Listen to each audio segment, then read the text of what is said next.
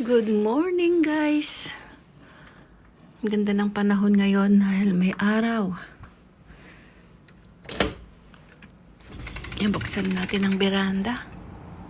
Wow, ang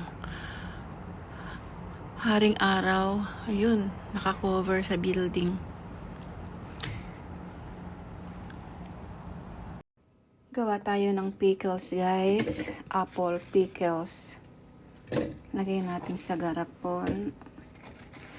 Nagising tayo ng mga past 7. So, gawa tayo ng pickles. Masyado kasing matamis ang ating apple. Kaya, gusto ko lalagyan siya ng suka. Yan, kagaya ng ginagawa natin sa mga pickles natin.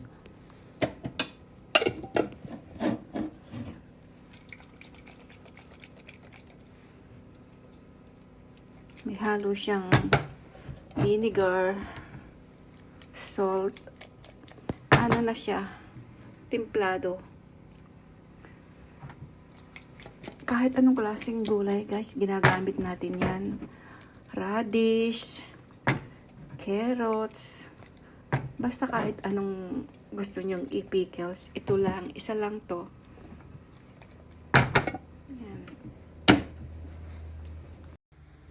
Luto tayo ng scrambled egg. Ay, sunny side up pala.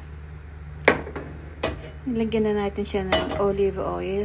2 itlog.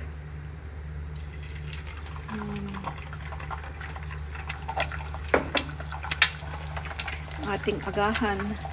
Tapos, maggawa tayo ng ayokong gamitin ng bread toaster kasi mas gusto ko dito sa grilled pan ilagay yung tinapay. Kakatakot naman to. Lagyan natin ng salt and pepper. Ay, alright, tumatalsik.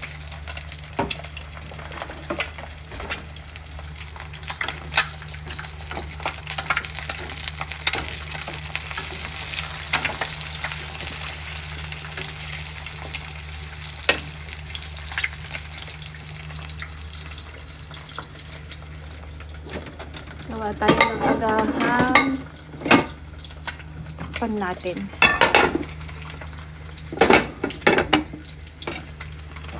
Mas prepared kung mag-toast dyan sa grilled. Baligtad na natin siya. Naku, kaya ko kaya.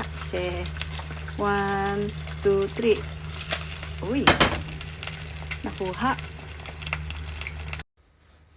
Okay na tong ating kape. Kunin na natin siya. Ay, black. Mas gusto ko ang black kaysa may sugar at saka may... Ito naman guys, yung ginawa nating pickles. Radish siya.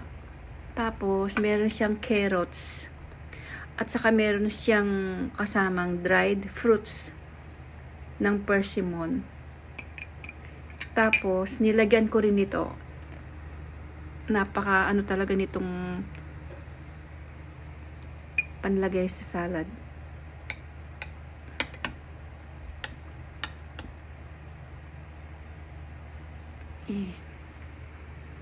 Para meron tayong gulay. Kain na tayo guys. Ito, meron tayong salad, meron tayong spinach with yung maliliit na isda. Tapos, yung kaninang ginawa nating apple pickles. Yung ating i-grilled na pan. Habang mainit, kumain tayo. Meron tayong egg. At meron tayong palaman dito. Siyempre, made in Philippines. Cheese whiz, fig jam, at saka peanut butter. Okay, siyempre, di mawawala ang ating black coffee. Itadakimasu! Thank you for watching guys. Thank you so much.